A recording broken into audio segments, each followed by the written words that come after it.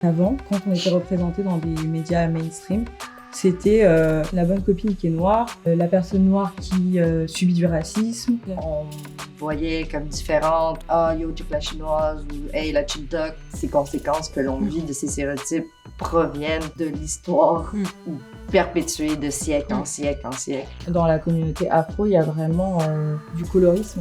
Plus t'es clair, plus t'es censé être douce. Autant je peux être à l'aise pour expliquer à quelqu'un qui est bienveillant, autant quand tu fais des trucs comme toucher les cheveux sans demander la permission ou quoi que ce soit. Mais c'est pas à nous de constamment vous expliquer pourquoi. Comme l'information, elle est accessible à tout le monde, comme c'est plus comme avant. Là. Mais la tolérance, c'est vraiment important pour juste à nous, en tant que personnes de couleur, juste à survivre. Genre. À quel moment de ton cheminement personnel as-tu cherché à comprendre l'origine des stéréotypes dont tu étais victime? Moi, j'ai grandi à Laval. Je me sentais un peu outcast ou genre, on me voyait comme différente ou genre comme... yo, check la chinoise ou hey, la chintok. C'est souvent genre ces choses-là qui sortent. Puis je pense que c'est ça qui m'a un peu commencé à réaliser mes différences envers les autres. Mais ouais. Et toi? Moi, j'ai grandi en région parisienne, donc il y a quand même beaucoup de mixité. En fait, tout a commencé avec ma relation avec mes cheveux crépus. Je suis métisse, donc j'ai un côté blanc et un côté noir. Et en fait, j'ai toujours renié mes cheveux crépus parce que l'image que les gens ont de la métisse, c'est vraiment les cheveux curly avec des belles boucles. Et moi, j'ai vraiment l'afro. Après, on a commencé à parler du mouvement nappy. Je sais pas si tu vois. C'est la contraction du mot natural et happy. Okay. Et en fait, c'est les femmes noires qui ont commencé à accepter la vraie nature de leurs cheveux. Et en fait, quand je me suis intéressée à ça, petit à petit, ça m'a donné envie d'accepter mes cheveux naturels. Et en fait, c'est à partir de ce moment-là que tout mon processus politique, on va dire, a commencé et que j'ai commencé à me questionner. Mais c'est arrivé assez tard, je dirais que c'était en début de ma vingtaine. Quelque chose comme ça. Donne-moi 3 stéréotypes auxquels tu penses que j'ai déjà été confrontée. La docilité, le fait que vous êtes soi-disant très calme, docile, le fait d'être fort, à l'école. Et après, je pense que c'est un stéréotype qui touche aussi la communauté noire, mais l'hypersexualisation. C'est absolument ça. Ouais, souvent la docilité, ça a été souvent perçu comme tout le temps. Puis là, je suis comme, je suis la fille super tatouée qui prend position à des choses qui m'énervent. Genre, mais là, pourquoi tu t'en prends beaucoup? C'est souvent quelque chose qui arrive. Mais j'ai l'impression, à l'inverse, pour toi, ce serait vraiment des stéréotypes, genre, loud or angry black woman. Il y a aussi le stéréotype de parler de manière plus ghetto ou urbain, de juste marcher quelque part, puis bien sûr le profilage racial facile, de juste te faire suivre juste par la couleur de ta peau. En fait, plus t'es claire, plus t'es censée être douce. Donc je pense qu'une femme dark skin, elle va être plus confrontée qu'une femme claire de peau à vraiment ce cliché de dès qu'elle ose prendre la parole, c'est une colère irrationnelle, elle s'énerve pour rien, elle est agressive, etc. On peut te prendre tout de suite pour une fille un peu ghetto. Les personnes claires de peau, elles sont pas mieux traitées, mais elles sont moins maltraitées que les personnes dark skin. Quel est selon toi le stéréotype le plus préjudiciable aux femmes de ta communauté et sais-tu quelle en est son origine? Comme tu l'as mentionné tantôt, ça, l'idée de la femme asiatique docile, toujours calme, puis souvent c'est ce genre de stéréotypes qui se mettent devant nous comme le model minority myth, qui est comme un mythe qui fait en sorte qu'on est perçu comme la communauté marginalisée, genre idéale, mais à la fin de la journée, tu sais, on est tous des résultats d'un néocolonialisme qui font en sorte que on va juste continuer à se battre entre chacun, juste parce que ça avantage le système de la suprématie blanche. Et toi? Moi, je dirais le syndrome méditerranéen. Je sais pas si tu vois ce que c'est. Non. En fait, c'est l'idée que ça touche les femmes noires et les femmes maghrébines. Et c'est l'idée que elles ont toujours cette résilience, elles sont fortes. Et quand elles vont, par exemple, à l'hôpital ou chez le médecin, on les prend pas au sérieux. On va minimiser leur souffrance ou les maux qu'elles peuvent ressentir. Ça arrive que certaines femmes meurent à cause de ça, parce qu'elles vont aller à l'hôpital, elles vont se plaindre de certaines douleurs et on va dire, on va pas les prendre au sérieux parce qu'elles sont noires en fait. Et les origines, je dirais colonialisme, limite, j'irais jusqu'à l'esclavage, mais l'idée que que les Noirs sont plus forts, plus résistants, on leur retire toute humanité, toute émotion, et du coup, je pense que c'est toujours des séquelles qu'il y a aujourd'hui dans nos sociétés qui font que on va pas les prendre au sérieux quand ils ont besoin d'aide médicalement. Quel rôle jouent, selon toi, les médias dans la création ou, au contraire, la déconstruction des stéréotypes visant ta communauté? Moi, ça m'a tellement aidée. En fait, en vrai, c'est grâce aux réseaux sociaux que j'ai commencé vraiment à m'intéresser à tout ça. Et ça m'a vraiment libérée, moi, avant tout, de toutes ces constructions sociales que j'avais et de tout ce que j'avais intériorisé. Donc, pour moi, ça a une très, très bonne influence, en tout cas pour les gens concernés. Moi, ce que je ressens de grandir avec les médias, les grands médias, en fait, montréalais, c'est que je trouve qu'il y a un manque flagrant de diversité culturelle. Je trouve que quand on parle de communauté marginalisée, souvent on parle juste de la communauté noire, et des fois, c'est pas toujours très positif. Mais en même temps, tu sais, ça, comme tu dis, les réseaux sociaux, puis tous les médias alternatifs, j'ai l'impression que c'est grâce à ça qu'on a une voix, et on a une plus grande voix, plus comme... présente, parce que si c'était pas pour eux, on aurait pas eu toutes ces informations, d'être plus éduqués. J'ai l'impression que si les grands médias pouvaient peut-être plus inclure des histoires plus positives aussi, et même plus célébrantes aussi de ce que les communautés font, tu sais. Je trouve qu'à Montréal, on est très noir ou blanc, tu sais. Il y a la communauté maghrébine, la communauté latine, la communauté asiatique.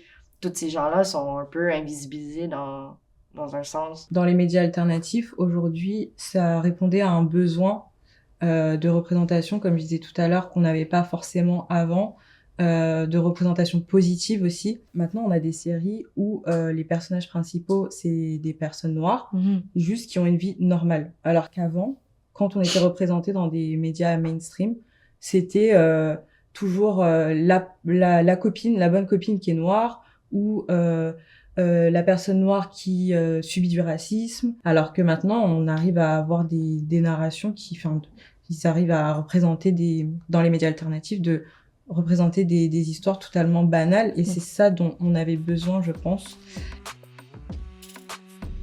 Je ne suis pas en mesure encore aujourd'hui de trouver l'origine de certains stéréotypes touchant ma communauté. Il y en a pour lesquels je pense que ça vient de tout le passé colonial, l'esclavage, etc. À l'époque de l'esclavage, on cachait, on rasait les cheveux des esclaves, et en fait, pour moi, c'est des choses qui sont tellement... Enfin, il y a vraiment des traumas transgénérationnels, et on nous a dit tellement de choses horribles sur nos cheveux, qu'ils sont sales, qu'ils sont pas professionnels, qu'ils sont pas beaux, que aujourd'hui, t'as encore des traces de ça.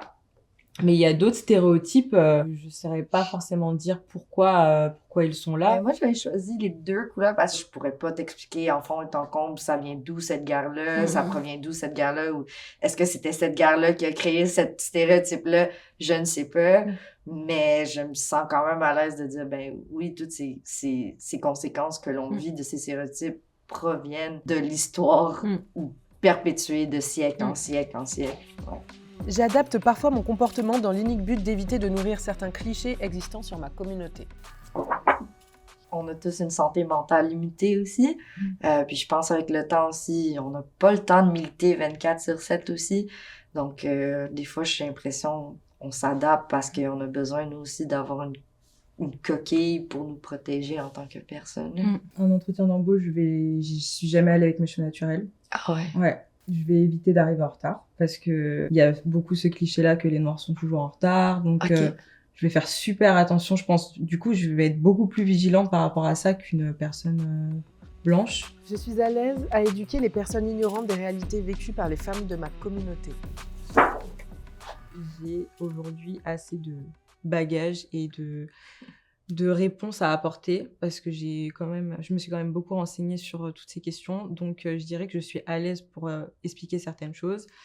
Mais j'ai mis non aussi parce que j'ai la flemme. Autant je peux être à l'aise pour expliquer à quelqu'un qui n'est pas problématique dans sa façon de poser des questions, etc.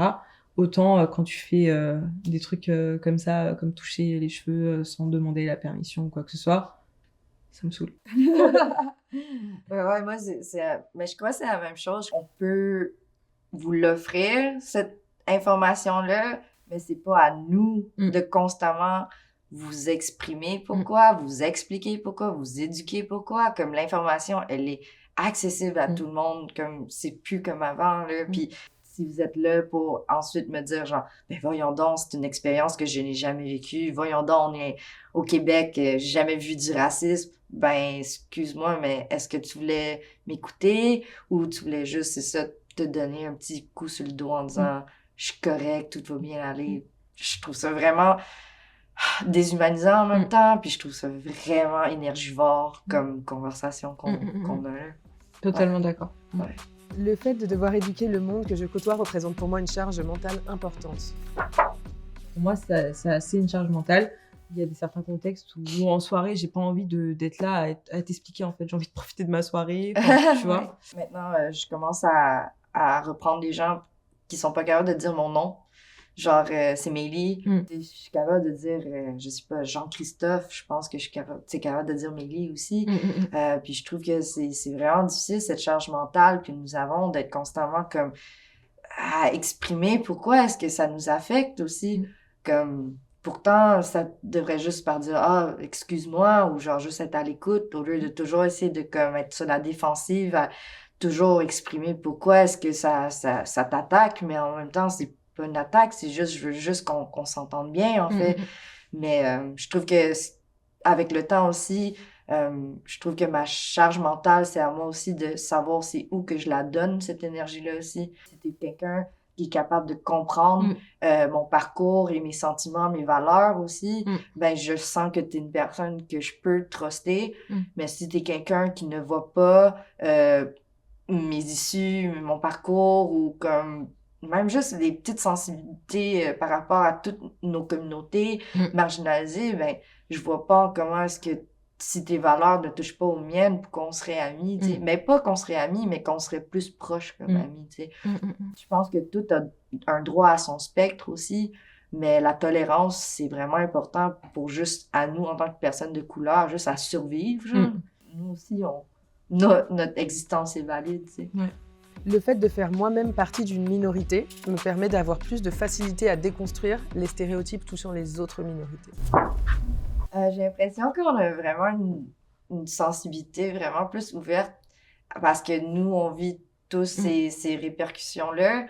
Je sais pas à quel point est-ce que tout le monde de toutes les minorités sont aware parce que il y a quand même des biais raciaux qui se créent dans notre communauté, tu sais, le nombre de fois que j'ai grandi ou ce que j'ai entendu mes parents dire un truc whack, genre sur les personnes de couleur qui ne sont pas asiatiques. Je trouve ça vraiment dommage, mais je pense qu'on est une génération beaucoup plus ouverte. Ouais, je suis totalement d'accord avec toi. Je pense qu'on arrive à faire des ponts entre nos vécus, même si on n'est pas issus des mêmes minorités. Le fait de m'être posé toutes ces questions-là par rapport à mon histoire, ça m'a donné envie de m'intéresser aussi à ce que les autres pouvaient ressentir. Pour l'avenir, optimiste ou pessimiste? Ben, moi, je suis vraiment quelqu'un qui est sur le spectre du réalisme. J'ai l'impression que souvent on catégorise les gens genre « Ah, mais t'es-tu plus optimiste ou pessimiste? » Puis je trouve qu'il faut du bien dans le mal. Puis souvent, ce qui est dangereux avec le suroptimisme, ça devient toxique aussi, de faire comme « Ah, ben non, c'est jamais arrivé ici, fait que ça peut pas être vrai, tu sais. » Ou à l'inverse « Ah, mais tu dis tellement de choses, t'es tellement pessimiste. » Je suis comme « Ben non, tout ce qu'on vous rapporte, c'est la réalité, en fait. Tout ce qu'on vous parle, c'est vraiment juste des choses qui arrivent, puis le plus vite qu'on accepte ces réalités-là, le plus tôt qu'on peut essayer de travailler ensemble pour améliorer ces problèmes-là. Il y a de plus en plus d'acceptation et ça, c'est bien. Il y a aussi certains tabous qui sont levés, comme la santé mentale. Il y a beaucoup de personnes de la génération de nos parents qui comprennent pas le fait d'aller se faire suivre psychologiquement, etc. Et j'ai l'impression que tout ça, c'est en train d'évoluer dans le bon sens. Il y a des moments où, en fait, à l'époque, je pensais que c'était les anciennes générations qui étaient bornées et que voilà, c'était que les vieux qui étaient un peu ignorants. Mais en fait, tu te rends compte, en fait, il y a des gens plus jeunes que toi qui pensent, qui sont racistes et c'est même pas de l'ignorance. Donc voilà, je dirais un peu les deux.